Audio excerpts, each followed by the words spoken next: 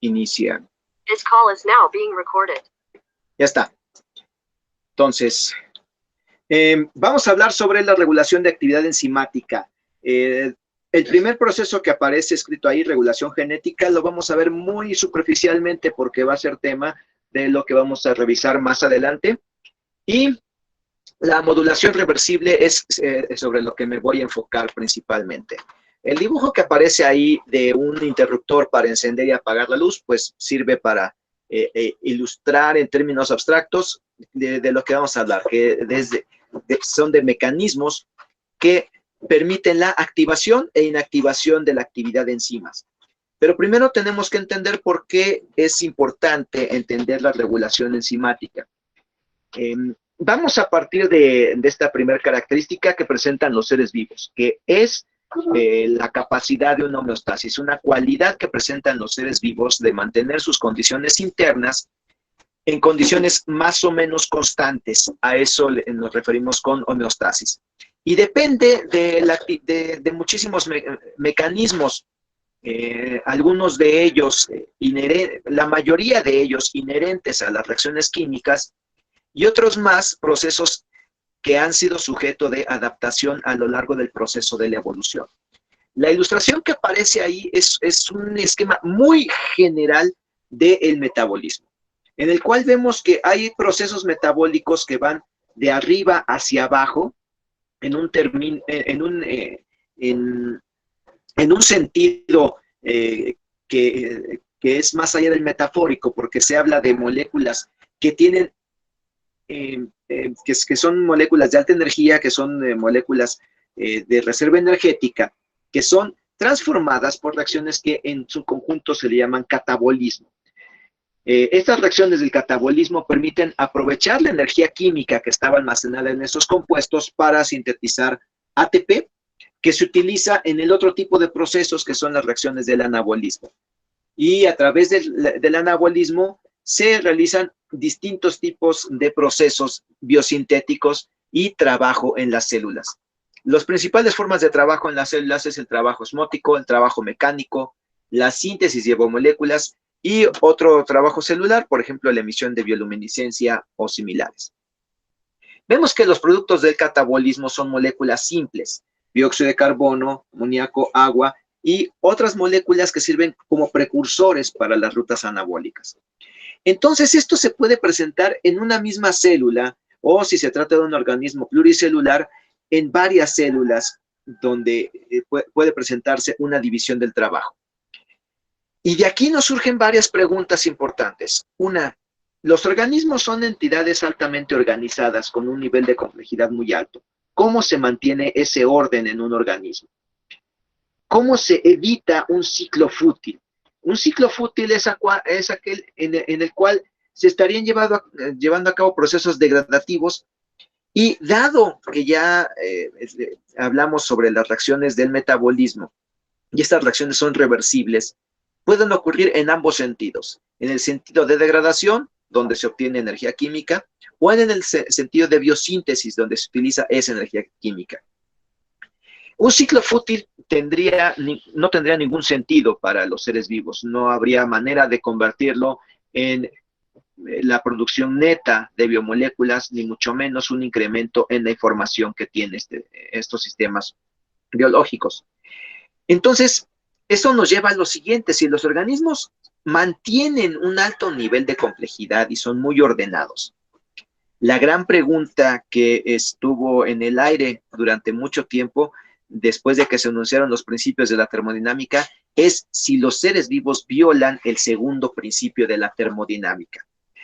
¿Qué significa esto? El segundo principio, a grandes rasgos, dice que todos los procesos espontáneos tienden a aumentar la entropía.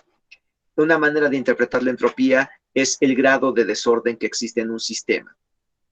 Pero los seres vivos son sistemas en los cuales las transformaciones energéticas espontáneas, es decir, favorecidas termodinámicamente, conducen a un aumento interno de orden.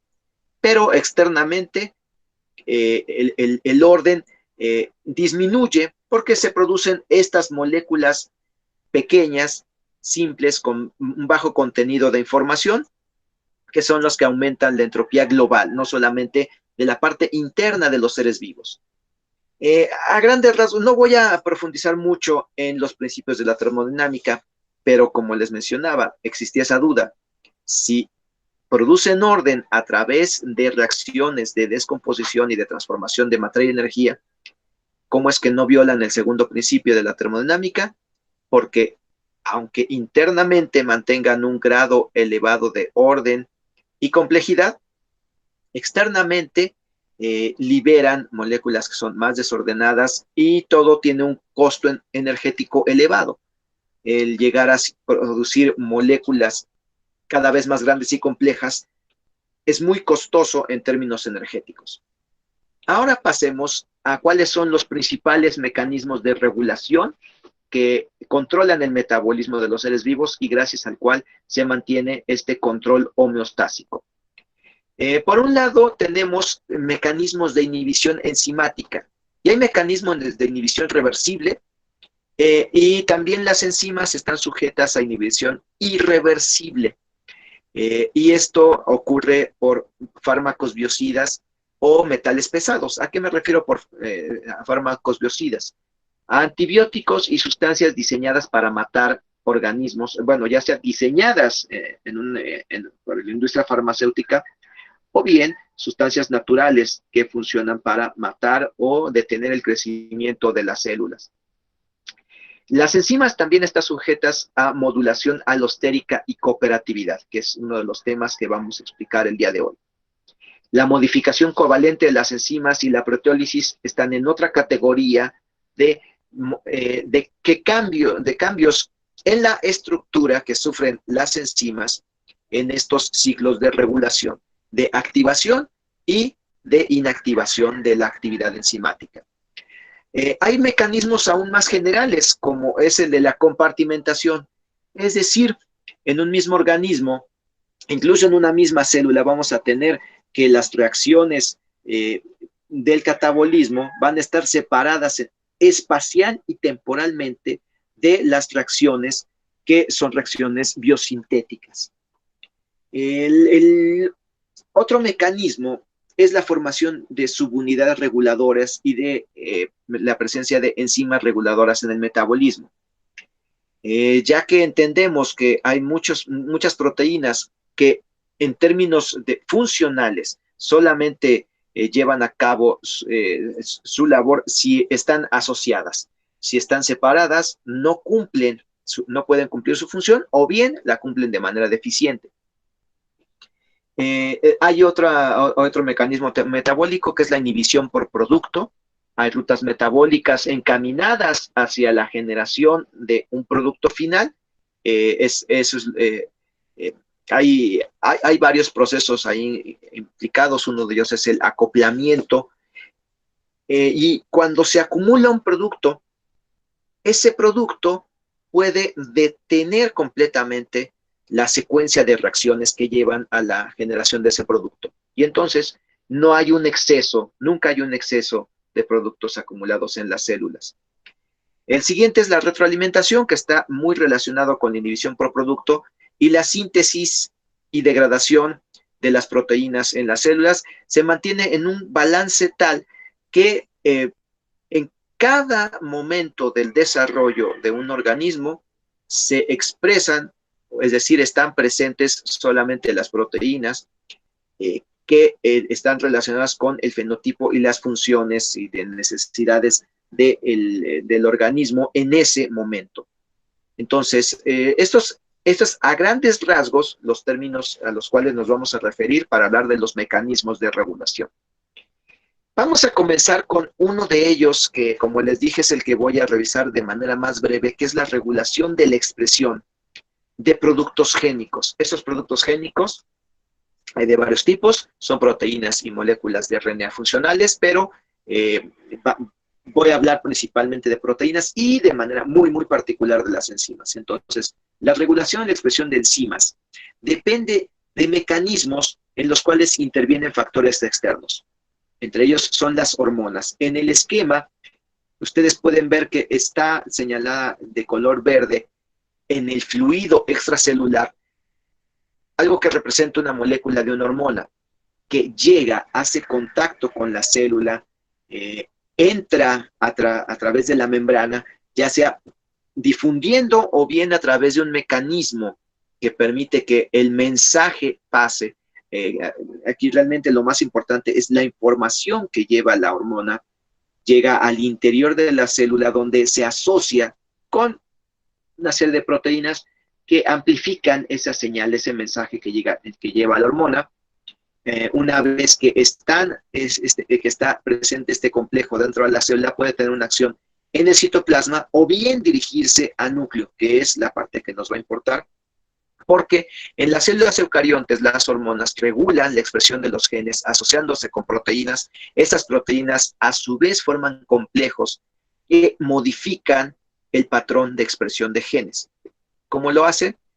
Pues se unen a las moléculas de DNA y ya sea que estimulen o inhiban la síntesis de las moléculas de RNA mensajero, que van a llevar el mensaje para que en el citoplasma el ribosoma se encargue de su lectura y la síntesis de la proteína. Como les digo, la regulación hormonal puede estar en ambos sentidos, tanto estimular la síntesis como detener la síntesis de ciertas proteínas. Entonces, podemos identificar varios niveles de regulación de la expresión de las enzimas. Uno de ellos es a nivel de la transcripción, es decir, hay mecanismos que regulan la síntesis del RNA y además hay mecanismos posteriores a la transcripción y que ocurren dentro del núcleo o fuera del núcleo, pero antes de que esa molécula de RNA mensajero sea el sustrato de los ribosomas para producir las proteínas. Y a esto nos referimos con el nivel post-transcripcional de regulación de la expresión de los genes. Aquí intervienen muchos mecanismos, entre ellos algunos que afectan directamente la estabilidad de la molécula de RNA mensajero. También regulan la exportación de esa molécula de RNA mensajero al citoplasma, etcétera. Pero esos son los dos principales y ya veremos en más detalle qué es la transcripción y los mecanismos de regulación post-transcripcional de la expresión genética. El siguiente nivel es el nivel que depende de la actividad de los ribosomas unidos al RNA mensajero, es decir, estamos hablando de la síntesis de un polipéptido por el ribosoma, a eso le llamamos traducción, y la traducción en sí misma también está regulada. La traducción puede llevarse a cabo a una cierta velocidad o bien haber factores que hagan más lenta la traducción o bien que aceleren la velocidad de traducción. Hay mecanismos posteriores a la síntesis del polipéptido que se llaman mecanismos de regulación post-traduccional. Y en este caso hablamos de distintos tipos de modificaciones covalentes, el pegarle señales de localización o exportación a estos polipéptidos, el ensamblado de complejos, la unión de coenzimas, todo esto abarca los mecanismos de regulación post-traduccional, es decir, las modificaciones que se hacen sobre la cadena polipeptídica. Y finalmente, la degradación de la proteína, que depende de la actividad de enzimas que específicamente van a cortar enlaces peptídicos de manera altamente controlada por la actividad de varias proteínas y varios factores. Entonces, esto presenta de manera simplificada un panorama en el cual hay una red de interacciones de la acción de distintos genes. Simplemente pensemos que para que una célula pueda responder a un mensaje que trae una hormona, primero se debe producir la proteína receptora a esa hormona. Y así para cada uno de los pasos. Vamos a ver que entonces la red de interacciones llega a ser bastante compleja, pero obedece a este patrón general de regulación de expresión genética. El otro tipo o mecanismo de regulación es la compartimentación. En las células eucariontes es muy fácil visualizar la compartimentación porque dentro de la célula eucarionte, rodeado por la membrana plasmática, hay múltiples orgánulos que tienen sus membranas internas y contienen un espacio interno que los separa del citoplasma y del resto de los otros compartimentos. Podemos identificar en verde el cloroplasto, en un color naranja las mitocondrias, en un color rosáceo el aparato de Golgi en color café, el retículo endoplásmico y distintos tipos de vesículas. Cada vesícula, cada compartimento va a tener propiedades fisicoquímicas óptimas para la actividad de ciertas enzimas y proteínas. Actividad de proteínas me refiero a que mantengan una estructura y le den forma o funciones de transportador o canal en estas membranas. Entonces, ahí está muy claro que hay como departamentos especializados en distintas funciones, gracias a que tienen contenidas enzimas que llevan a cabo esas funciones. En las células procariontes, dado que tienen un tamaño muy pequeño, nosotros podríamos pensar que son como saquitos de enzimas muy pequeños. Sin embargo, hay cuando menos 3 compartimentos importantes. Uno de ellos es el citoplasma.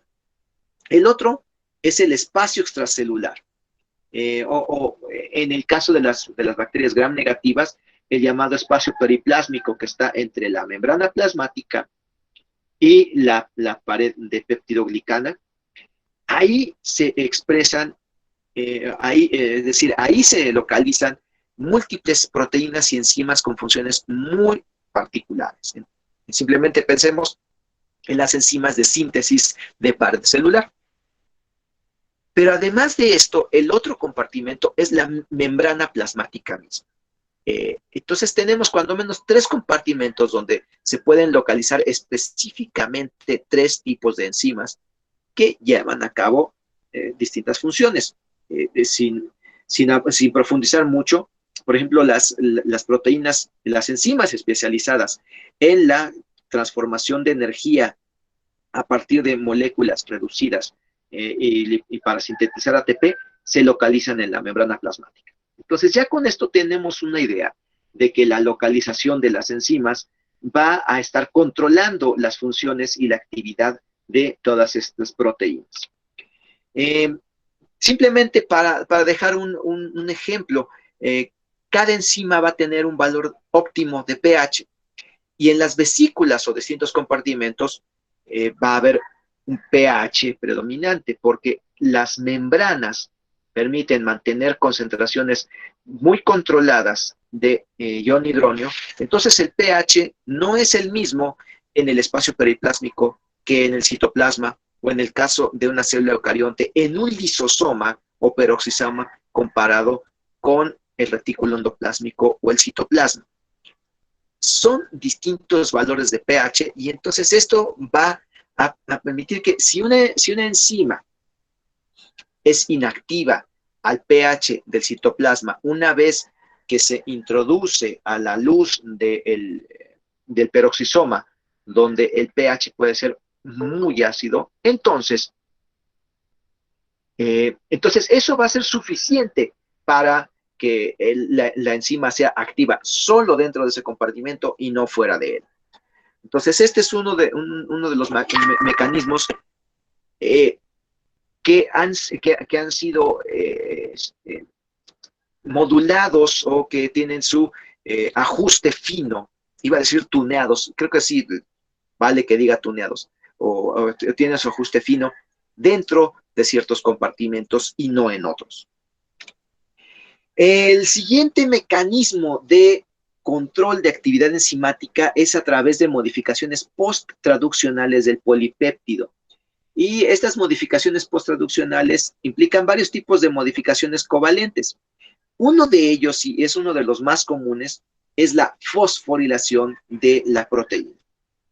Recordemos que las proteínas, especialmente las proteínas globulares, van a tener sus residuos hidrofóbicos al interior, es decir, en el core de la estructura de la proteína, y en la parte externa que está expuesta al solvente, residuos polares y algunos de esos residuos con carga eléctrica a pH fisiológico.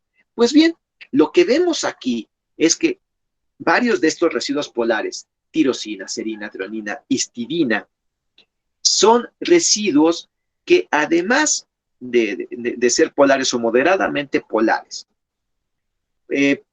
pueden ser el sustrato para que enzimas específicas les añadan un grupo fosfato, que pensemos muy bien, el grupo fosfato es un grupo funcional con una carga negativa neta a pH fisiológico. Entonces, ¿qué es lo que va a hacer? Va a volver esa parte de la proteína negativa. Y eso modula tanto la asociación como la disociación de proteínas. Si hay dos grupos con cargas negativas, va a fomentar la repulsión entre estas proteínas y entonces la disociación. O bien, si hay una parte de una segunda proteína que tiene carga positiva, va a favorecer la asociación por cargas eléctricas, por la atracción electrostática. Bien, la fosforilación va a depender entonces de dos tipos de enzimas que actúan regulando la actividad de esta enzima blanco o proteína blanco, que son, por un lado, las cinasas. Y las cinasas son enzimas que transfieren un grupo fosfato a este sustrato, que es una proteína o una enzima, utilizando ATP como donador de fosfato. Entonces, esa es la actividad de las cinasas, que fosforilan a una enzima. Y tienen sus antagonistas, que son las fosfatasas. Las proteinfosfatasas son enzimas que remueven este grupo fosfato de la proteína fosforilada y la dejan como una proteína desfosforilada. Aquí el ejemplo dice que sin el fosfato es inactivo y con el fosfato es activo, pero esto no es una regla general. Hay proteínas que son activas cuando son desfosforiladas y que se inactivan por fosforilación, y otras que son activadas por fosforilación. Algo que no hay que perder de vista, entonces, que estos 4 residuos son los que, cuando están localizados en la superficie, en un cierto contexto de residuos de aminoácidos, ahí se les puede pegar el grupo fosfato o removerles el grupo fosfato. Hay distintas modificaciones covalentes. La fosforilación es una de las más estudiadas, pero hay otras más igualmente importantes. Por ejemplo, la adenilación de residuos de tirosina, la uridinilación de residuos de tirosina. Estas dos dependen de nucleótidos, de adenina y de uracilo. ADP ribosilación en residuos que puede ser de arginina, glutamina, cisteína o una histidina modificada que se le llama diftamida. Ya en sí estamos viendo que ciertas histidinas pueden ser modificadas covalentemente en la versión final de la proteína activa. Y otra de las modificaciones covalentes es la metilación en glutamina. El siguiente tipo de mecanismo por modificación covalente es la proteólisis. Y en esta se pueden convertir enzimas de formas inactivas a formas activas, cortando fragmentos ya sea en el amino o en el carboxilo terminal o en ambos hasta dejar la proteína activa. Y uno de estos ejemplos es la cascada de proteólisis que activa las enzimas digestivas en el tubo digestivo de los vertebrados.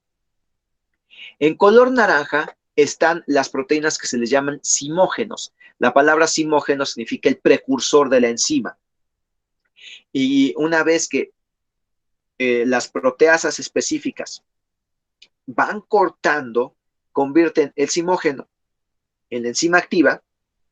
Aquí simplemente vemos el primer nivel, donde el tripsinógeno se convierte en tripsina, luego de la acción de una proteasa que se llama enteropeptidasa, que corta el tripsinógeno y produce tripsina. La tripsina puede además catalizar el corte de más tripsinógeno, lo cual conduce a un aumento en los niveles de tripsina.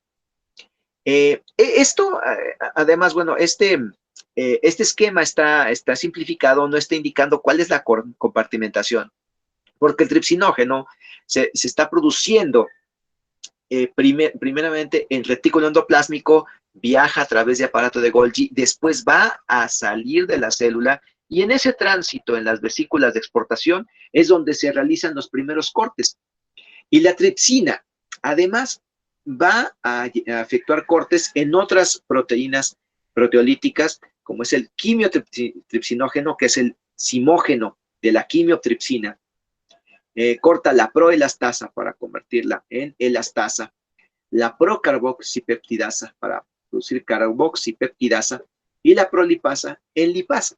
Vemos que aquí no solamente se activan proteasas o peptidasas, sino también una enzima que corta los ácidos grasos de los triglicéridos que se obtienen en la dieta. Entonces, con eso ya se produce una batería de enzimas digestivas, gracias a los cuales los vertebrados, especialmente los carnívoros, somos muy eficientes en aprovechar la proteína proveniente de la carne, de la cual nos alimentamos.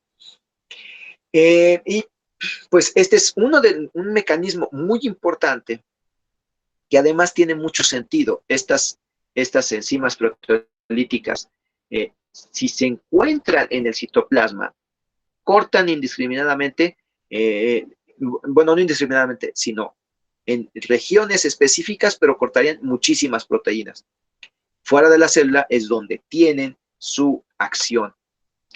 Ahora vamos a hablar sobre los mecanismos de inhibición de la actividad enzimática propiamente dicha, que son mecanismos generalmente rápidos, reversibles, a excepción del caso artificial, que es de la inhibición irreversible. Y por eso voy a hablar primero de la inhibición irreversible.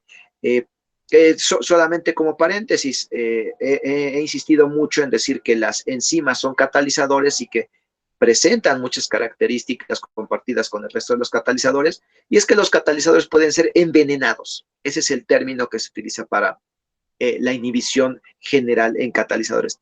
Y hay venenos irreversibles y otros venenos reversibles. En el caso de las enzimas, pues también pueden ser inhibidas de manera irreversible. A esa también se le llama inhibición suicida. La actividad enzimática no se puede recuperar de esta inhibición suicida. Y esta es muy común por envenenamiento por metales pesados. Por ejemplo, cadmio, vanadio, cromo, estos iones en ciertos estados de oxidación se pegan a grupos prostéticos y ya no permiten la actividad enzimática. Pero también hay muchos fármacos formadores de aductos, es decir, moléculas orgánicas de distinta naturaleza que se unen covalentemente a las enzimas y bloquean su actividad, y entonces la dejan completamente inutilizada, la dejan fuera de combate. Los mecanismos de inhibición reversible son mecanismos que han estado sujetos a procesos de selección natural, y aquí vamos a encontrar una variedad y que la vamos a poder clasificar en tres grandes tipos: la inhibición competitiva, inhibición no competitiva y la inhibición mixta. Y dentro de la inhibición mixta vamos a encontrar inhibición acompetitiva y la inhibición mixta propiamente dicha. Los mecanismos de inhibición reversible principales son estos tres que aparecen aquí. Y vamos a enfocarnos en el mecanismo, así es como se describe un mecanismo de catálisis enzimática. Podemos reconocer en todos ellos que la parte de arriba es el mecanismo que espero que hayan leído en el resumen de enzimas, el cual tenemos por un lado la enzima en presencia del sustrato, se forma el complejo enzima-sustrato. Esta formación es reversible, es decir, se puede disociar, pero si se mantiene unido, si la afinidad de la enzima es suficientemente alta por el sustrato, entonces la reacción tiende a la formación del complejo enzima-sustrato. Esto favorece que el sustrato alcance el estado de transición y que a partir de ahí se transforme este sustrato en producto y finalmente la liberación de producto. Este es el esquema simplificado que podemos ver que propuso Michaelis-Menten para facilitar el entendimiento de la catálisis enzimática: formación de complejo enzima-sustrato y finalmente liberación de producto en un segundo paso. Esto lo vemos común en los tres ejemplos. Ahora bien, los inhibidores se les van a llamar inhibidor competitivo, no competitivo o incompetitivo, dependiendo por qué tienen una mayor afinidad para su unión. En el caso de la inhibición competitiva, esta se presenta cuando La enzima puede unirse al sustrato o al inhibidor, pero una vez que se une al inhibidor ya no puede formarse el complejo enzima-sustrato y hasta ahí queda. Entonces se le llama competitiva porque tanto el sustrato como el inhibidor compiten por unirse a la enzima. Y el que gane es el que va a determinar hacia dónde se va la formación del complejo, ya sea el complejo enzima-sustrato, que va a ser productivo, o bien un complejo enzima-inhibidor, que es no productivo. Ahora bien, la inhibición no competitiva es una inhibición en la cual el inhibidor no tiene una afinidad por la enzima libre, sino que puede unirse a la enzima libre o al complejo enzima-sustrato. Esto va a conducir a una primer formación de un complejo enzima inhibidor que todavía se puede unir al sustrato y que va a formar un complejo enzima-sustrato inhibidor. O bien se forma primero el complejo enzima-sustrato y si hay inhibidor presente, se forma este complejo ternario enzima-sustrato inhibidor. Y este complejo ya no es productivo. Es decir, ya no se puede convertir el sustrato a alcanzar el estado de transición y por lo tanto ya no hay liberación de producto. En el caso de la inhibición incompetitiva, aquí el inhibidor solamente es afín a la enzima cuando está en forma de complejo enzima-sustrato. Y esto da origen a este complejo ternario enzima-sustrato inhibidor, que de nuevo no es productivo. Ahora bien, vemos que en las flechas donde se forman el complejo enzima inhibidor, ya sea enzima inhibidor solo o enzima-sustrato inhibidor, hay una KI que en términos generales es una constante cinética de velocidad que está expresada como la constante de disociación del inhibidor, ya sea a la enzima libre o al complejo enzima-sustrato, y que en términos cinéticos precisos ya va a tener un significado y valor muy particular, dependiendo cuál es el mecanismo de inhibición de la sustancia inhibidora. Vamos a ver con calma la inhibición competitiva, inhibición no competitiva y la inhibición incompetitiva de manera muy breve, detallando un poco más con algunos otros esquemas. Bien, la inhibición competitiva, como les mencionaba, es aquella en la cual el inhibidor compite por el sitio de unión a la enzima con el sustrato. Este esquema nos permite verlo de mejor manera. En rojo está representada la enzima que tiene un sitio activo al cual se une el sustrato, pero un inhibidor competitivo va a ser una molécula muy parecida estructuralmente a el sustrato normal. ¿Cómo es esto posible? Recordemos que la teoría de los modelos de catálisis enzimática, uno de ellos es el de modelo de llave y cerradura, dice que bastan solamente 3 puntos de contacto para que el sustrato se pueda unir a la enzima. Entonces basta con que una molécula tenga estos 3 puntos de contacto como mínimo para poder unirse específicamente al sitio activo para que desplace o ya no permita la unión del sustrato. Aquí lo que sucede es que el inhibidor es un inhibidor porque es una molécula que no sirve como sustrato, no puede ser transformada, simplemente se une al sitio activo y ahí se queda y no permite la unión del sustrato. Y por lo tanto no hay formación de la enzima. Ahora veamos que este esquema ya nos presenta las otras constantes de velocidad. Ki para la formación del complejo enzima inhibidor, K1 para la formación del complejo enzima sustrato y Kcat para la liberación de producto. ¿Cómo se ve en gráficas de cinética de Michaelis-Menten en la inhibición competitiva? Es lo que vemos en la gráfica en grande. Cuando se grafica la cinética enzimática en ausencia de inhibidor, vemos la curva número 1 que aparece en color rojo, la cual va a alcanzar una Vmax y por lo tanto su semisaturación, de acuerdo a este comportamiento, va a quedar, como vemos aquí, en la mitad de Vmax. Al cortar en la curva 1, tenemos un valor de Km. Pero en presencia del inhibidor, que es lo que representa la curva número 2 en color azul, va a hacer que la curva cambie de forma. La tendencia general sigue hacia la misma asíntota, es decir, tiene la misma Vmax, pero como está deforme, la curva está más sesgada hacia la derecha. El valor de semisaturación coincide con una Km que numéricamente es mayor. Es decir, en presencia del inhibidor, la Km de la enzima se vuelve más grande, disminuye la afinidad por el sustrato. Aquí podemos ver claramente cómo una Km grande significa baja afinidad, una Km pequeña significa alta afinidad. Si esto lo convertimos a un gráfico de dobles recíprocos de Lineweaver-Burke y se hace el ensayo enzimático probando distintas concentraciones de inhibidor, donde tenemos la línea azul gruesa que representa una concentración de 0 de inhibidores, es decir, ausencia de inhibidor, tenemos este comportamiento.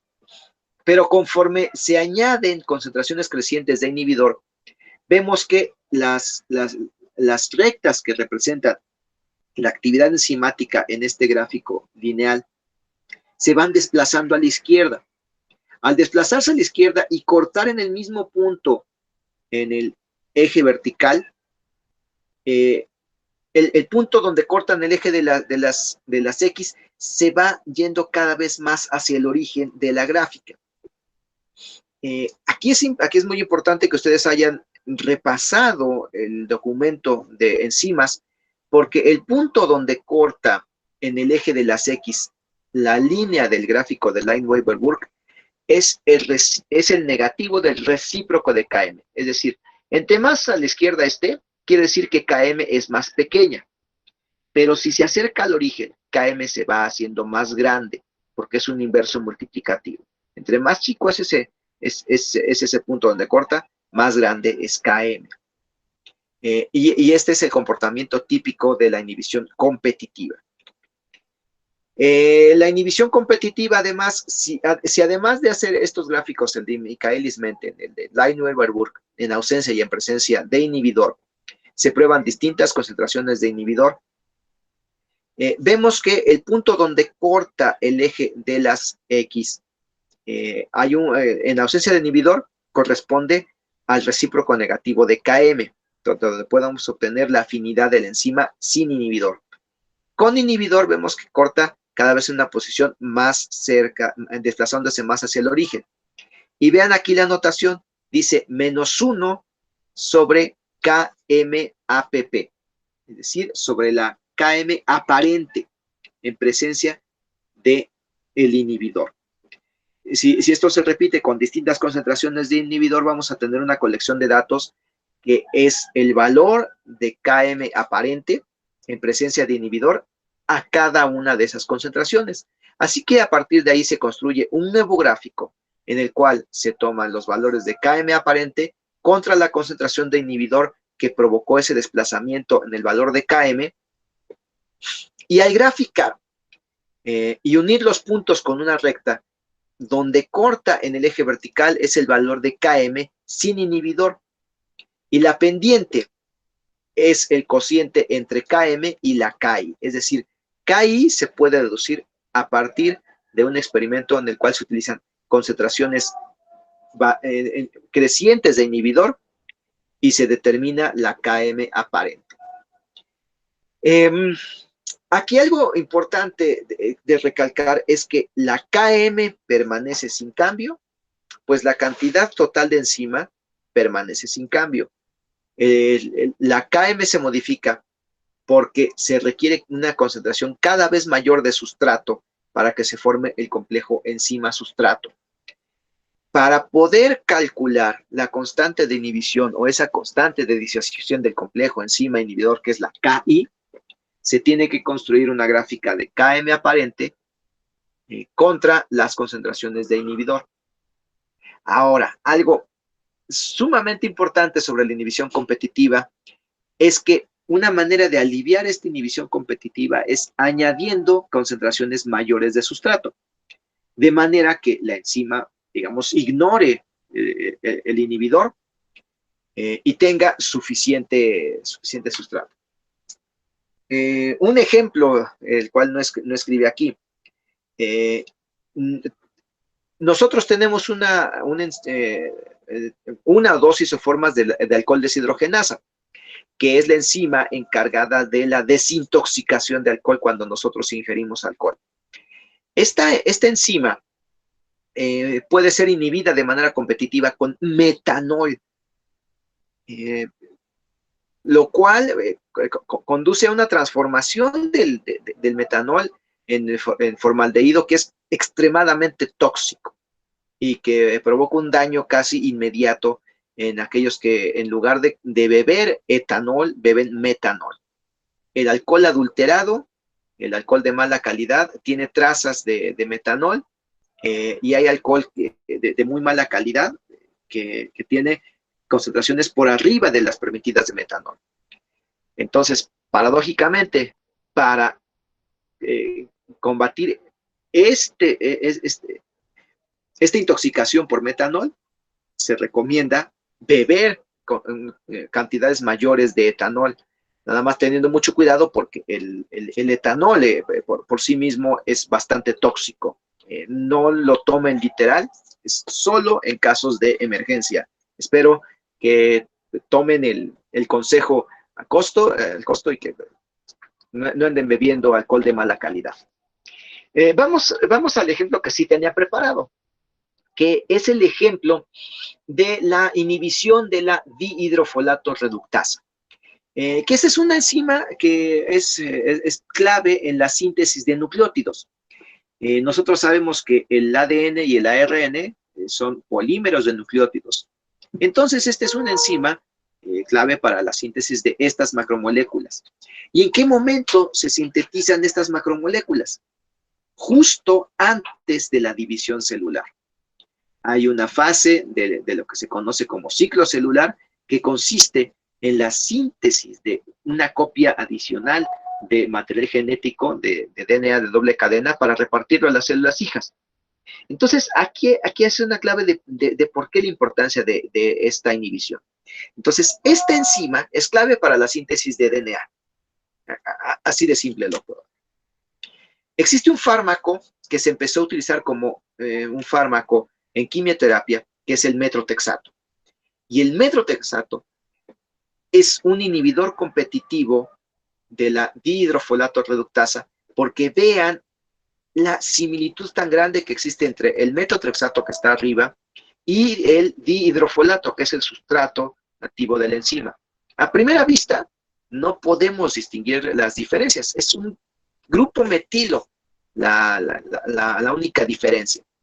Fuera de ahí, todo es igual. Entonces, este metotrexato se utiliza para inhibir la proliferación en casos de cáncer. Así que pues esta es una de las tantas aplicaciones importantes del conocimiento de la inhibición enzimática. Ahora, pasemos al otro tipo de inhibición, que es la inhibición no competitiva. Dijimos que la inhibición no competitiva se le llama así porque el inhibidor no compite con el sustrato por la unión al sitio activo, sino que se puede unir a la enzima libre o al complejo enzima-sustrato. Esto quiere decir que se une en un sitio distinto al sitio activo. Y vemos que el sustrato normal se va a unir en su sitio activo, pero en presencia del inhibidor no competitivo, este se une en el otro lado y bloquea la enzima. Ya impide que la enzima lleve a cabo sus cambios conformacionales, que son los que favorecen la transformación del sustrato al complejo activo primero, al complejo activado o estado de transición, y ya no hay una catálisis enzimática. De ahí también la importancia de este mecanismo de inhibición no competitiva, siendo en un sitio distinto. Y es por eso que el mecanismo que vemos aquí es diferente. Se puede unir en un lugar distinto del sitio activo. ¿Cómo se ve en una gráfica de Michaelis-Menten la inhibición no competitiva? Pues aquí sí se va a ver que, comparando con, aquí en rojo está la curva de la cinética enzimática micaeliana de esta enzima sin inhibidor. Y en presencia de inhibidor, ahora sí vemos que alcanza su punto de saturación a una concentración mucho menor de sustrato. Por lo tanto, ¿qué es lo que vamos a observar aquí? Que el punto de saturación es menor, pero cuando se busca el valor de semisaturación, vemos que en rojo está Vmax entre 2, corta, y este da un valor de Km. En la inhibición no competitiva tiene el efecto tal que aunque cambia Vmax, Km no cambia. La constante de Michaelis sigue siendo la misma. Y esto coincide con el modelo del mecanismo. El inhibidor no está compitiendo por el sitio de unión, no está disminuyendo la afinidad de la enzima por su sustrato, pero sí está bloqueando el paso de transformación de sustrato en producto. Entonces, Km no cambia, lo que cambia es la Vmax. ¿Cómo se ve el gráfico de Lineweaver-Burke? Esto lo vemos en esta figura, en el panel B. Ahora vemos que en presencia de inhibidor, la línea recta se desplaza a la izquierda, pero esta vez coinciden en el punto donde corta en el eje de las X, pero tienen un valor distinto donde cortan en el eje vertical. Y el eje vertical es el que nos permite calcular Vmax. Entonces, en presencia de inhibidor, vamos a ver que la recta que representa la actividad enzimática de la enzima en presencia del inhibidor se va desplazando y va cortando cada vez más arriba, más arriba. Y esto va a cambiar la Vmax para dar una Vmax aparente. Al graficar este valor, este recíproco de Vmax aparente contra la concentración de inhibidor, vamos a tener una recta, bueno, una serie de puntos que al unirlos por una recta, cortan en el eje vertical, dando el valor original de Vmax, y la pendiente es la que nos permite calcular la KI para este caso de inhibición. Entonces, aquí podemos ver escrito el resumen de lo que ya les expliqué. Km no cambia, ya dado que el inhibidor no afecta la unión entre la enzima y el sustrato, Vmax disminuye, aún el complejo enzima-sustrato que se haya formado no es productivo, y entonces afecta la formación de producto, y pues podemos obtener KI a partir de graficar Vmax el recíproco de Vmax aparente contra la concentración de inhibidor. Entonces, los mecanismos generales de inhibición que hemos visto hasta el momento es la inhibición competitiva, en la cual cambia Km, pero no cambia Vmax. La inhibición no competitiva, donde no cambia Km, pero sí cambia Vmax. Y por último, la inhibición incompetitiva, que es un tipo de inhibición mixta, donde va a cambiar Km y Vmax en presencia del inhibidor. Vayamos a un caso más de inhibición irreversible o inhibición suicida, que es el caso de un antibiótico ampliamente usado por nosotros, que es la penicilina. Las penicilinas son sustancias que son reconocidas en un sitio de unión de distintos tipos de proteínas involucradas en la síntesis de la pared celular bacteriana, bueno, de la peptidoglicana. En el caso de la penicilina, tal cual, se une a la D-transpeptidasa, que es la que lleva a cabo estos enlaces entrecruzados entre los polímeros, entre los polisacáridos, para reforzar la pared celular. Y al unirse y bloquear esta acción, entonces impide que se complete la síntesis de la pared celular, con lo cual las células dejan de crecer, mueren, algunas estallan por el debilitamiento de la pared celular. Y este es el efecto de las penicilinas. Las penicilinas se unen muy fuertemente a la proteína y bloquean su acción. Hay muchos más inhibidores enzimáticos reversibles, entre ellos, por ejemplo, el cianuro, que se une a los grupos prostéticos metálicos, especialmente de las enzimas de cadena respiratoria, y hay muchos más, entre ellos los que se encuentran en insecticidas y en pesticidas.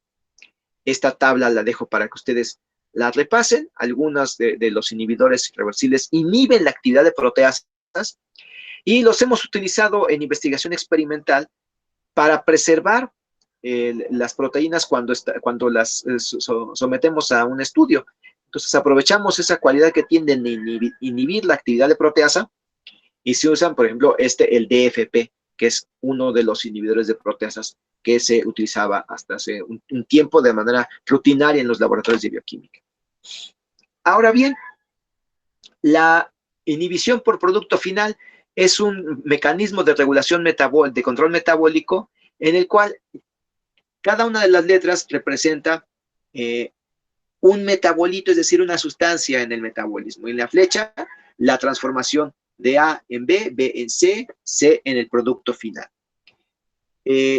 Muchas de las rutas metabólicas tienen algún punto en el cual la enzima es inhibida por el producto final, de manera alostérica. ¿Y qué es el alosterismo? Lo vamos a ver a continuación. Entonces, el producto final de la ruta inhibe alostéricamente a alguna de las enzimas de los primeros pasos, casi siempre a la primera enzima de la ruta metabólica.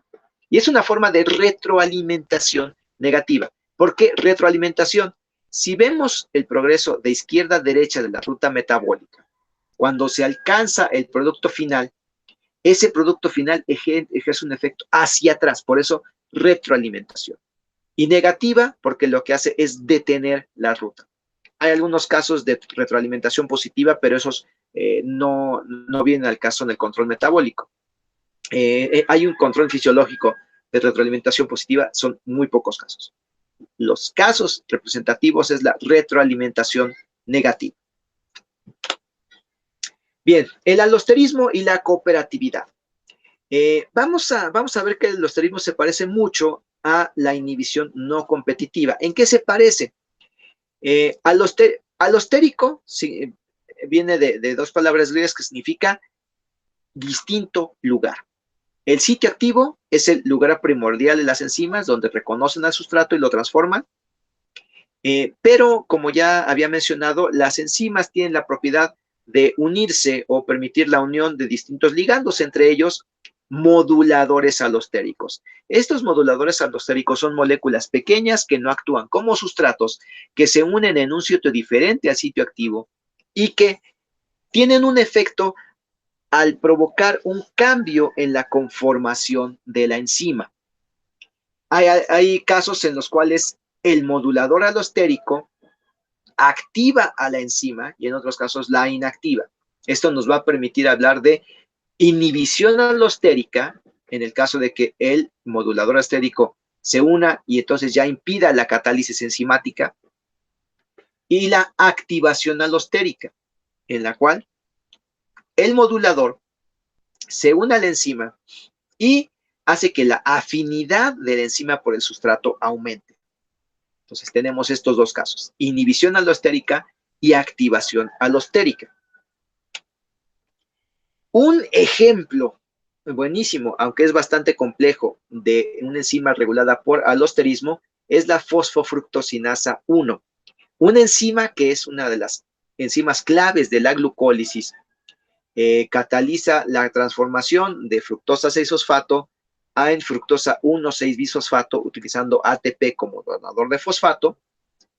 Y lo que podemos ver en la estructura es que tiene distintos sitios de unión para distintas sustancias.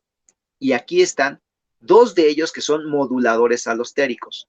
Uno es una molécula que es el 1,6 fructosa bisfosfato. Ese es el producto. El otro es el ADP magnesio, que modula alostéricamente a la fosfofructosinasa, y el sitio activo y los sitios de unión a la fructosa 2,6 bisfosfato, que es el modulador alostérico, están en otro lugar, lejos del sitio activo donde se une el sustrato.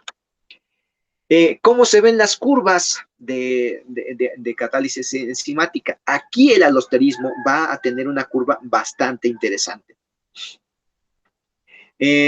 Pongamos mucha atención a la forma de la curva. Vemos que aquí se ven tres curvas. la curva que está más a la izquierda dice sin inhibidores. Hay una baja concentración de ATP, entonces vemos una curva que se parece mucho a las curvas micaelianas que ya hemos visto hasta el momento, pero tiene una pequeña diferencia que se va a notar en presencia de uno de los inhibidores alostéricos de la PFK1, que es el ATP.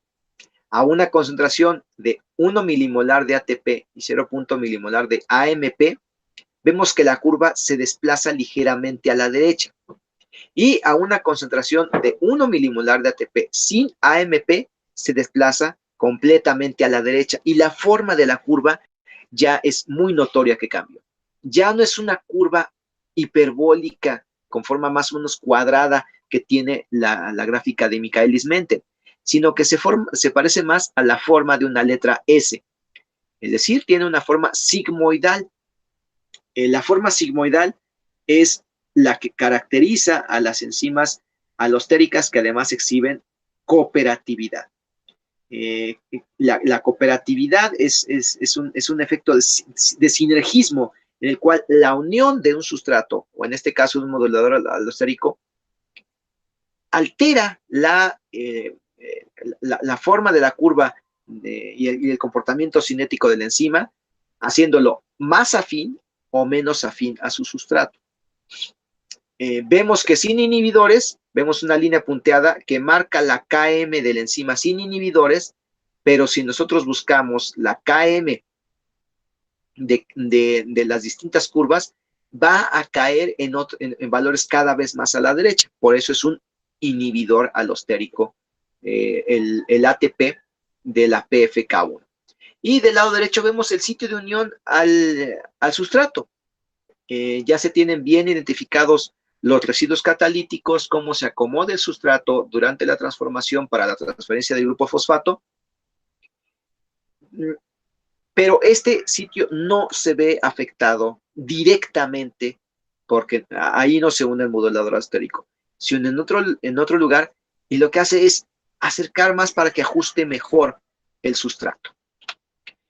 Entonces vemos que el alosterismo y la cooperatividad están presentes, pero son poco comunes en enzimas monoméricas. Más bien es más común en enzimas oligoméricas.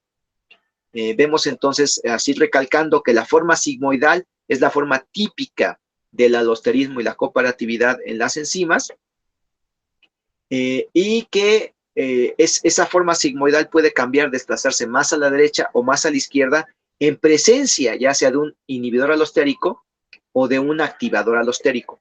El activador alostérico va a desplazar la curva a la izquierda, el inhibidor alostérico desplaza la curva a la derecha, y sin ninguno de los dos, solamente con el sustrato, va a estar en una posición intermedia, que es lo que vemos que dice substrate alone, solamente el sustrato está en medio de las dos curvas.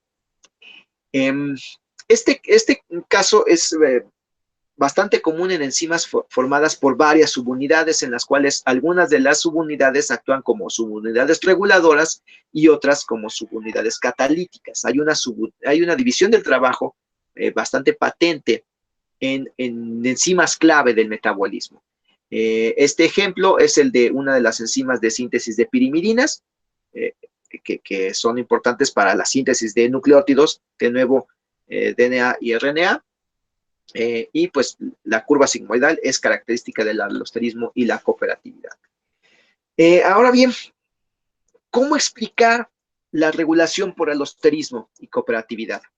Aquí entramos ya a un terreno que se vuelve un poco más complicado que la descripción de la cinética micaeliana. De hecho, si algún día les toca hacer experimentos con enzimas alostéricas, lo que estuvimos viendo en la clase pasada sobre cómo estudiar la actividad enzimática les va a servir muy poco. Tienen que utilizar otro tipo de análisis porque el comportamiento es sigmoidal, ya tiene una ecuación completamente diferente, y esta es muy común en enzimas reguladoras que controlan la velocidad de una ruta metabólica.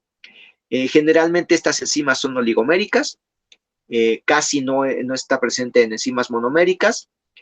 En las enzimas oligoméricas, el sitio alostérico se puede encontrar en la interfaz, es decir, en el punto de contacto de ambas subunidades. Y eso es lo que la unión va a hacer que se abra o se cierre más fácilmente el complejo cuaternario de esta enzima oligomérica. La unión de un ligando va a inducir cambios en otras subunidades. Esa es la esencia del alosterismo, de que se une en un sitio y provoca un efecto en otro lado de la proteína. Y aquí un concepto nuevo, conformómeros. Las enzimas oligoméricas van a estar formadas por subunidades, o se le llama monómeros, pero cuando estos monómeros o esta estructura cuaternaria alterna entre distintas formas conformacionales o isómeros conformacionales, hablamos de conformómeros. En el caso de la modulación por alosterismo y cooperatividad, hay dos estados principales, uno que se le llama estado R, estado relajado, porque facilita la unión al ligando, o el estado T, que es el estado tenso, que impide o bloquea un poco la unión al ligando. No es que la bloquee completamente ni que sea insensible, sino que es más difícil la unión al ligando. Entonces, en su conjunto, vamos a tener estructuras cuaternarias que van a cambiar su conformación en la presencia o ausencia de ligandos. Y hay distintos modelos para explicar la regulación por alosterismo y cooperatividad. Aquí les pongo la descripción más simple que tomé de un libro que aparece al final de la bibliografía, el Hackney, de 1990, y nos dice que hay tres modelos para explicar el alosterismo y la cooperatividad. Uno que es el modelo concertado, dos modelos secuenciales, que son el modelo secuencial mínimo y el modelo secuencial completo. Y tal como podemos ver, antes de que se una el ligando, supongamos de una enzima dimérica, que está formada por dos unidades iguales, que tienen forma de óvulo. En presencia de una de las moléculas del modulador alostérico, se llama modelo concertado porque la unión de este ligando altera la conformación no solamente de la subunidad a la cual se unió, sino de la subunidad vecina. Y facilita además, es decir, se vuelve cooperativa para que se una el segundo ligando. Este ligando puede ser el sustrato de la enzima. En el modelo secuencial mínimo, tenemos un estado inicial igual, son dos subunidades en forma de óvalo, en presencia de una primer molécula de ligando, se une y modifica conformacionalmente solo a la subunidad a la cual se unió, pero permite la unión o facilita la unión del segundo ligando. Y finalmente el modelo secuencial completo, en el cual el ligando, al unirse a uno de las subunidades, provoca un cambio conformacional intermedio, pero que facilita la unión o le abre espacio para la unión del segundo ligando. Y una vez que se unió el segundo ligando, entonces ahora sí se alcanza el estado final, que es el estado activo. Vamos a suponer que del lado izquierdo son estados inactivos, del lado derecho estados activos. Entonces, estos son tres modelos simplificados de cómo actúan el alosterismo y la cooperatividad. Pero bueno, no puedo dejarlo en un modelo simplificado tal cual, así que veamos que hay otros tres modelos que vamos a ver que son más o menos lo mismo.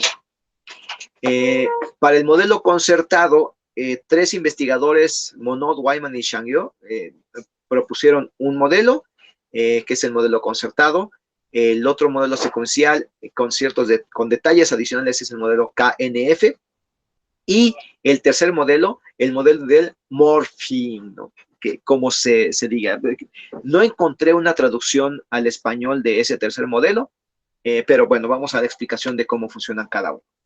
En el modelo secuencial, este modelo se propuso luego de estudiar a la hemoglobina. La hemoglobina no es una enzima, pero es una enzima que presenta alosterismo y cooperatividad. La unión de oxígeno a una de las subunidades del tetrámero de hemoglobina provoca un cambio en ese monómero y además en los monómeros vecinos.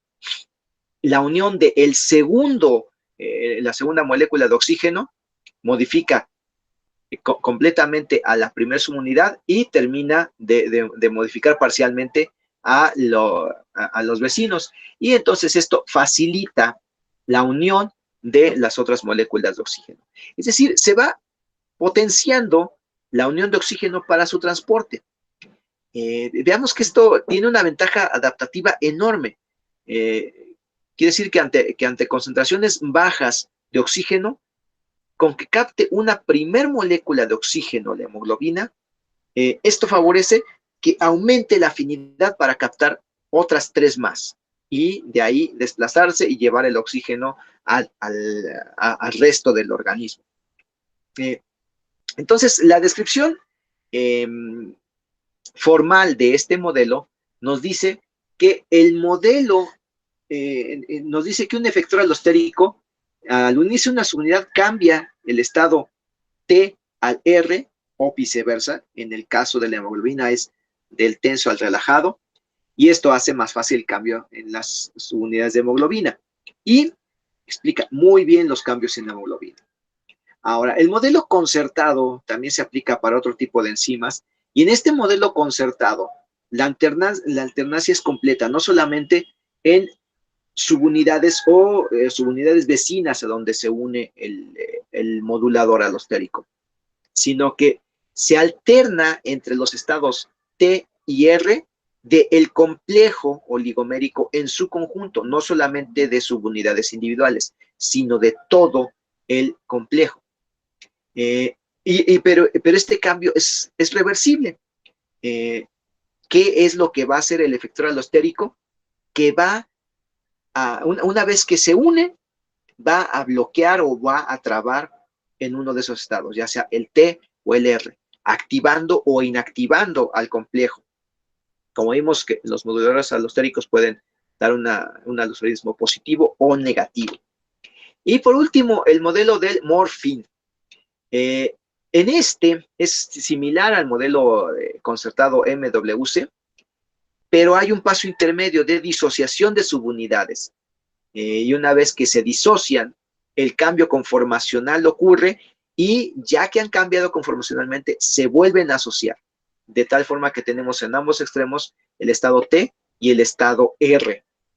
Este que podría parecer muy extraño es bastante común en enzimas muy importantes del metabolismo.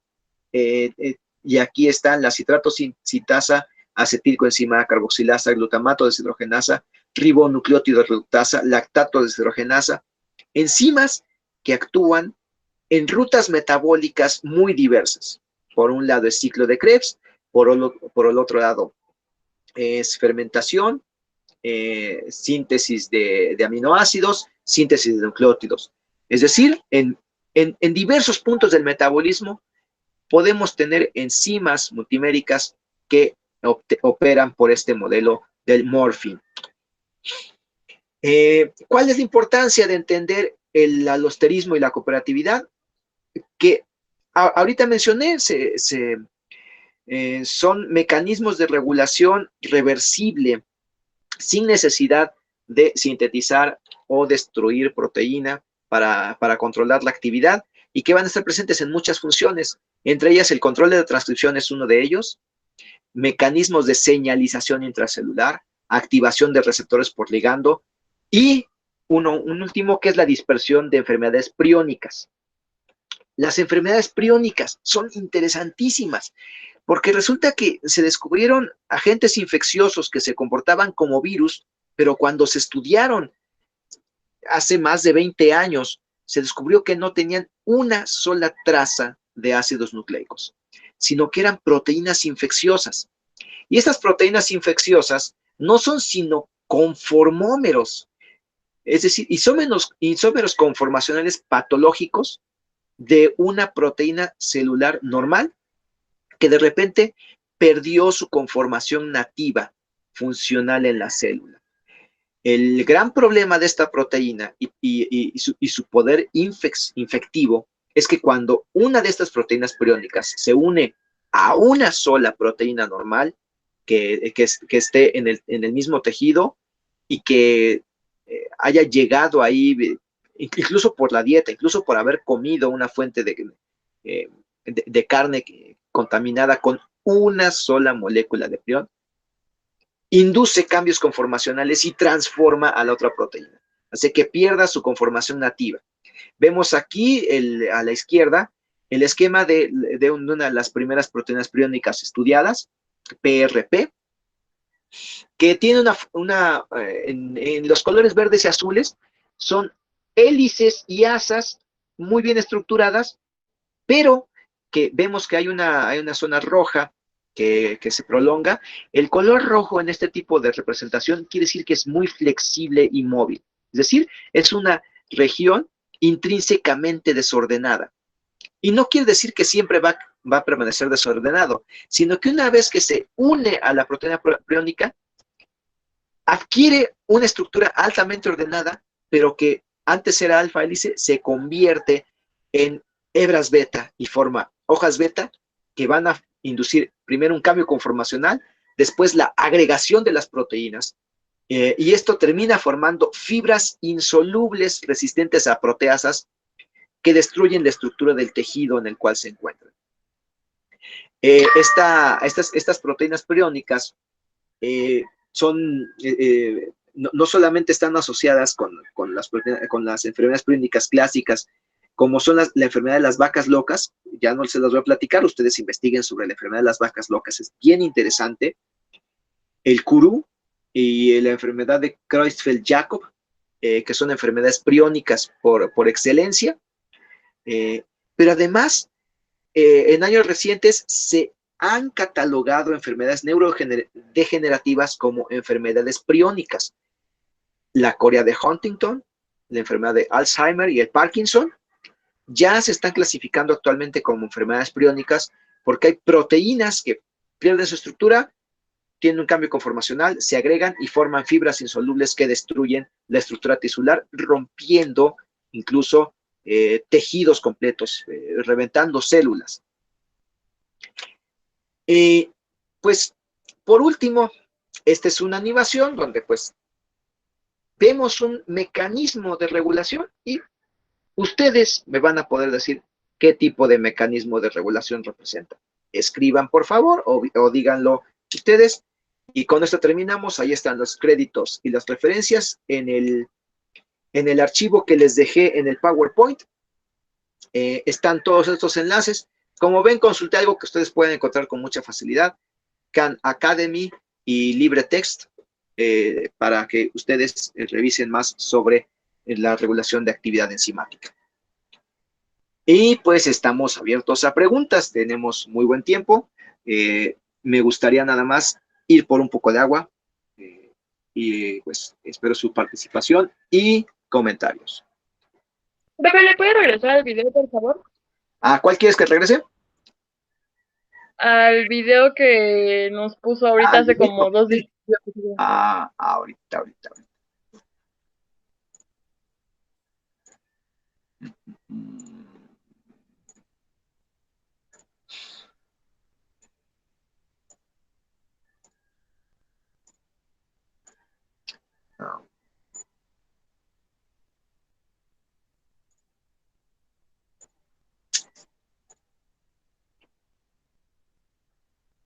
No, creo que no lo ven ustedes.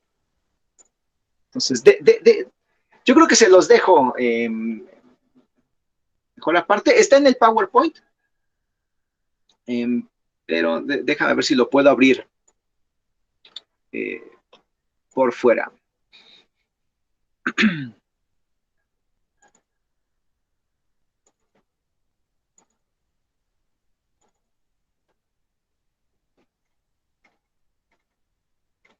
A ver, ahorita me preguntaron algo. Ahí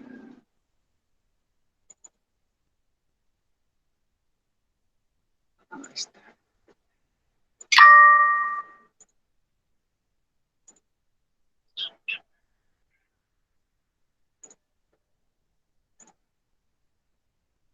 Veamos, ahí va el videito. Dice que estoy presentando. Ahí está.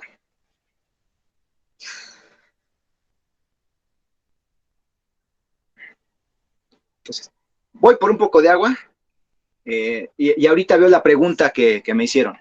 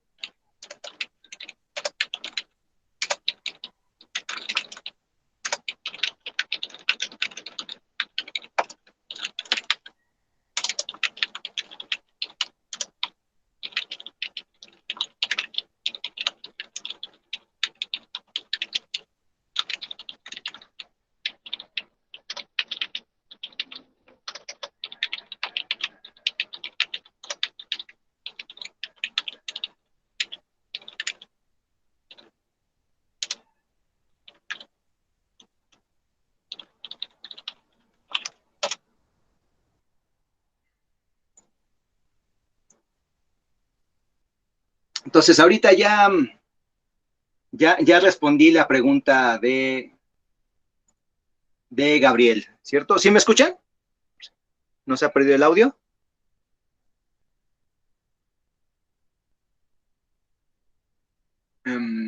Sí, ok. Entonces, ¿qué otra pregunta tienen? Porque sí fue extenso y yo creo que ahorita vimos bastante em, sobre mecanismos que se aplican a regulación de actividad enzimática, pero también a la expresión de proteínas en general, y algunos mecanismos de regulación de la estructura de proteínas, no solamente de la actividad enzimática. Hay proteínas estructurales que también se modifican por la unión de ligandos pequeños o la unión de covalente de algún modificador, o por proteólisis. Así que esto lo podemos ver que se puede aplicar en varios campos, y la inhibición como tal es un campo muy amplio, muy interesante y con grandes aplicaciones, como esta que les mencioné, el uso de fármacos para combatir enfermedades. En el caso del cáncer les di un ejemplo muy claro, los antibióticos, eh, pero también, por ejemplo, infecciones virales, y el efecto mismo de cómo actúan los anticuerpos se explica también por este tipo de estudios. Es unión entre una proteína y su ligando, y que puede o no desencadenar alguna respuesta posterior, pero generalmente sí desencadena una respuesta posterior. Pues ustedes pregunten o todavía lo están haciendo por digerirlo. No sé quiénes contestaron, algunos que no terminaron de leer el resumen sobre enzimas. Díganme si con eso que leyeron entendieron lo que expliqué o se quedaron con muchas dudas. Eso sí es algo que ver. El alosterismo. Ok.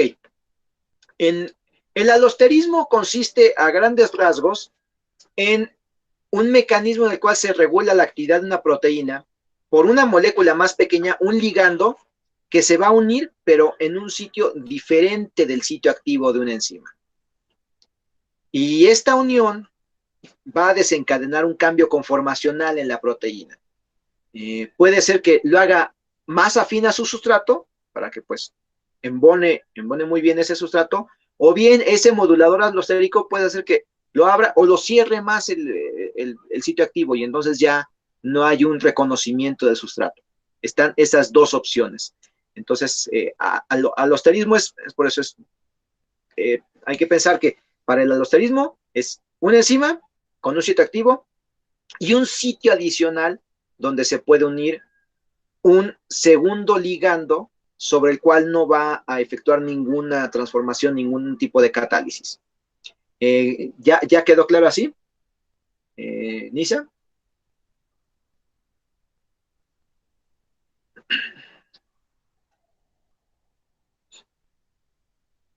Ok. Entonces, ¿cuál otra pregunta tienen por ahí?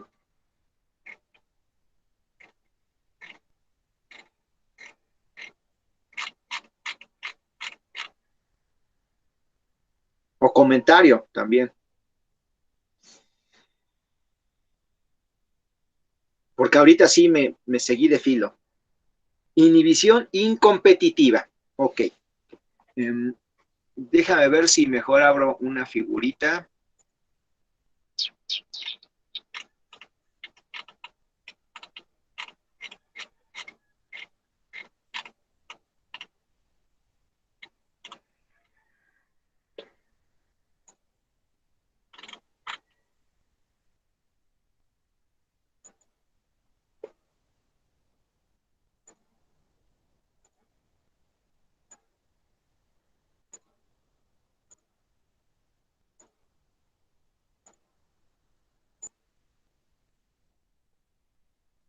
A ver.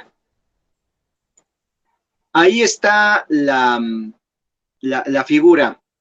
Espero que la puedan ver sin problema. ¿Sí la ven? Entonces veamos, la inhibición incompetitiva es un tipo de inhibición mixta. ¿Por qué mixta? La inhibición competitiva afecta a Km, la inhibición no competitiva afecta el valor de Vmax, la inhibición incompetitiva afecta al mismo tiempo Km y Vmax. ¿Y esto por qué es así? Porque el inhibidor solamente se va a unir al complejo enzima-sustrato.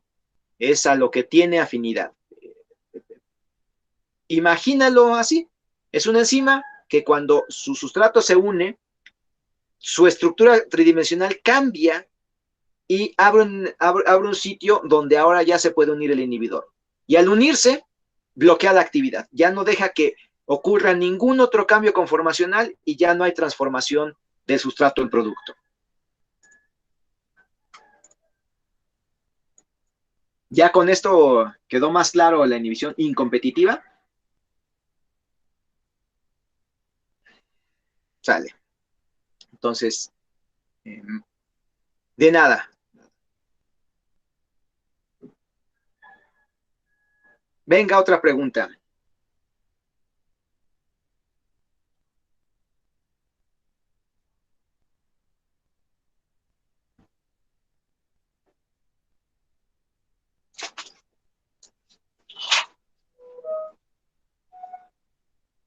Mientras voy por más agua. El día de hoy no tengo café. Lo estoy lamentando.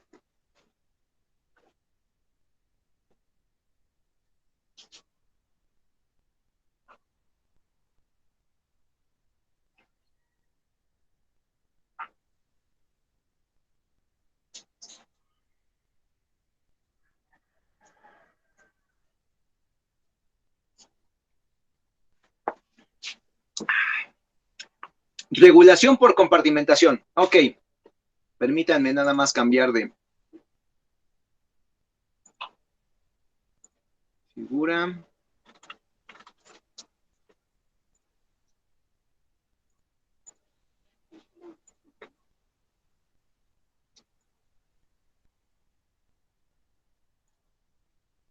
Veamos. Cuando hablamos de regulación por compartimentación, quiere decir que las actividades de las distintas enzimas están separadas en distintos lugares, en distintos cajoncitos. En el caso de la célula eucarionte, que es la que ustedes ven aquí, se ve mejor porque es la más grande, está el núcleo, este es el retículo endoplásmico en color café rodeando al núcleo. Están las mitocondrias en un color que se ve como entre naranja y amarillento, en rosa el aparato de Golgi, en verde el cloroplasto.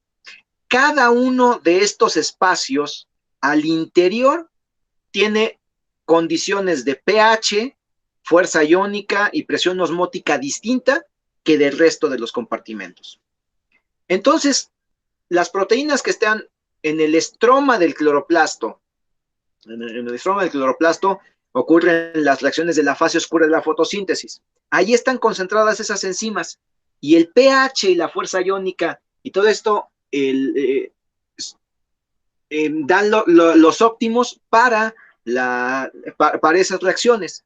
En el citoplasma ni el pH, ni la fuerza iónica, ni los cofactores están presentes como en el estroma del cloroplasto. Entonces, lo que les presentaba a continuación era la otra grafiquita, que es esta. Supongamos que este es el pH que se encuentra en un lisosoma, un pH de 8.0. Y ahí están las enzimas que tienen un pH óptimo de 8.0. ¿Cómo es que llegaron ahí? ¿Por qué están como si estuvieran diseñadas para ese pH? Ha habido un proceso de selección natural. Las enzimas que en esas condiciones tienen mejor actividad son las que permiten que ese organismo sobreviva y tenga descendencia. Y me preguntaban algo sobre la presentación. Ya está la presentación. La dejé en formato de PowerPoint y en PDF para que ustedes la descarguen, hagan las anotaciones pertinentes, transcriban los apuntes que tomaron, ¿no? Espero que hayan tomado apuntes, porque pues una cosa es el video, pero otra cosa son sus apuntes. Eso les ayuda mucho más.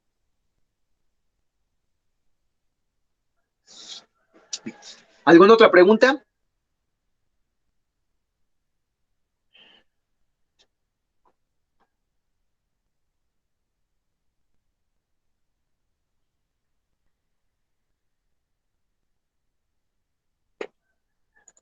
Y mientras aparecen sus preguntas, déjenme ver si ya apareció la tarea.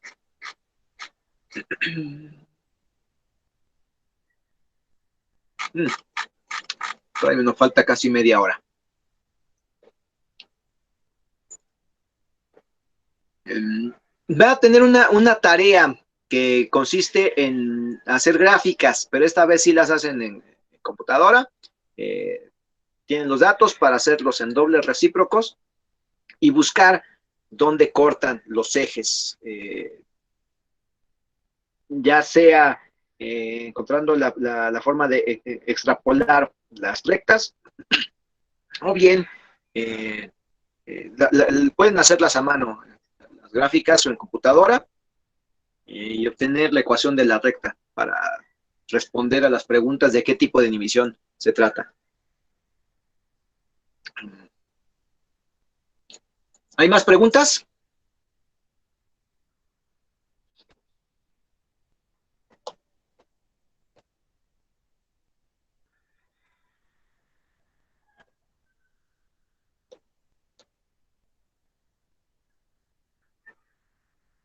Pues yo creo que mientras pueden ir por agua ustedes también, supongo que también las hace falta. Yo voy también por más agua. En lo que piensan, si tienen más preguntas.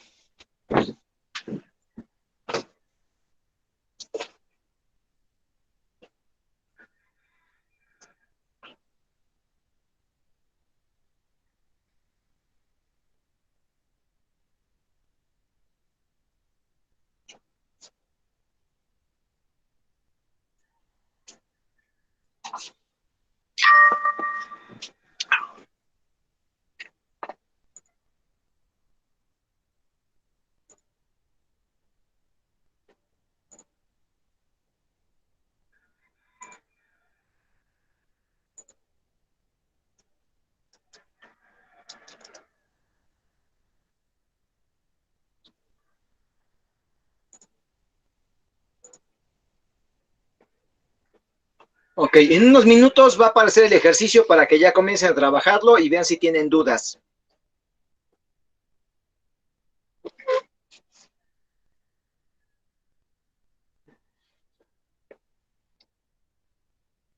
Déjenme ver si ya falta un minuto. Sí, en un minuto. Mientras vean si pueden descargar de una vez la presentación para que vayan actualizando sus apuntes.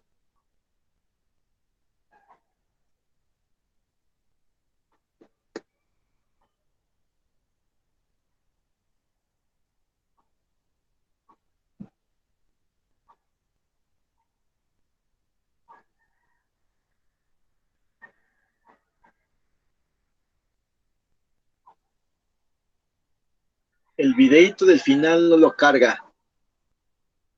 El modelo del morphine. Voy al modelo del morphine.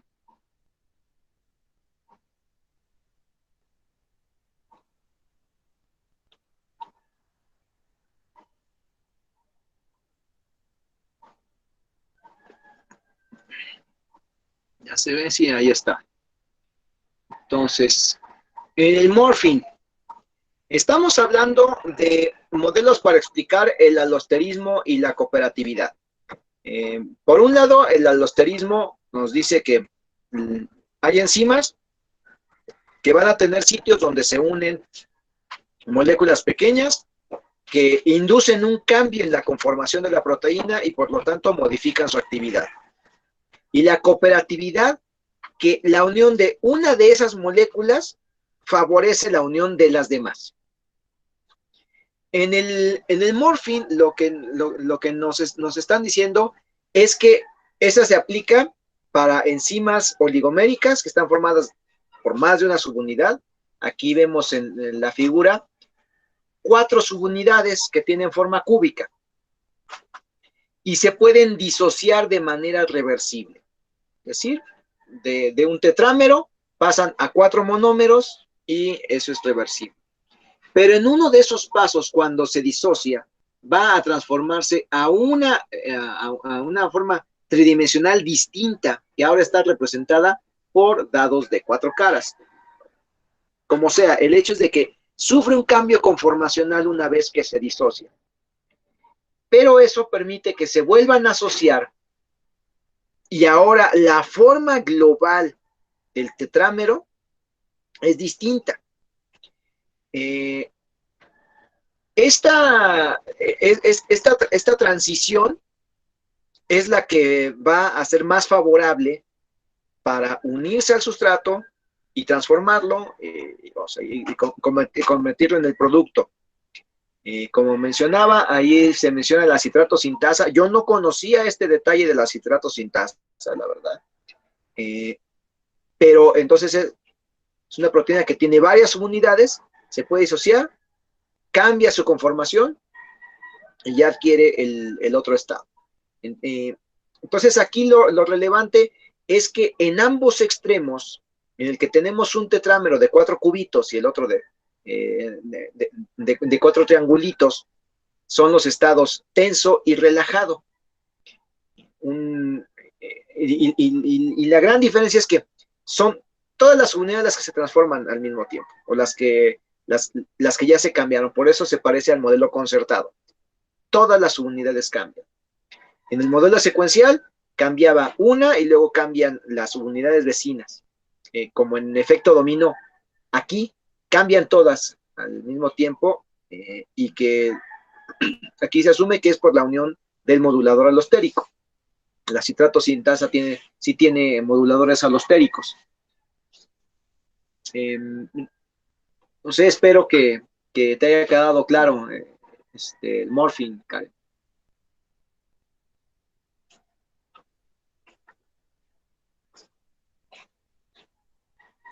Pues todavía estamos en la hora de clase, así que pueden comenzar con las gráficas. Y así ya no tienen tarea. Mejor ya vayan haciendo sus gráficas. Y conforme las terminen, pues a ver si está para que las...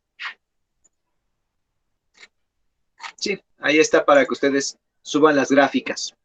Ya sea ahorita o en el transcurso del día o de la semana. Sí es importante que vayan haciéndolas para que no se queden con dudas, porque ya vimos suficiente, hay examen. Ya va a haber examen. No es para hoy el examen, pero sí para la próxima semana.